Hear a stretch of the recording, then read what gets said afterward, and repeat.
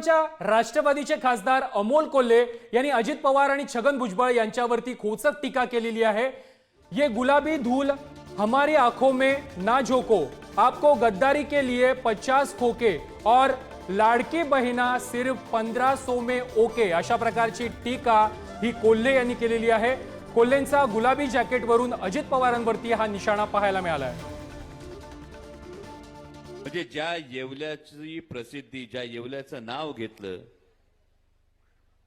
की भैरजरी पैठणी समोर दिसायची, ज्या येवल्याचं नाव घेतलं की त्या पैठणीवरचा जी कलाकुसर होती ती समोर दिसायची, त्याच येवल्याचं नाव घेतल्यानंतर आज विश्वासघाताचा जर वास येत असेल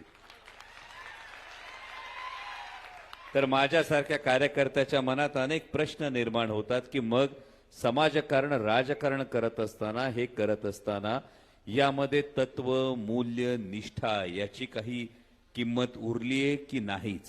15 लाखाचा चटका लय जोरात लागलाय भाऊ।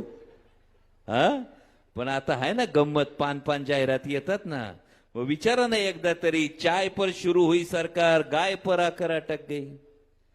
चाय पर शुरू हुई सरकार, गाय पर आकर अटक गई। बात तो हुई थी 15 लाख की, 1500 में कैसे सिमट गई।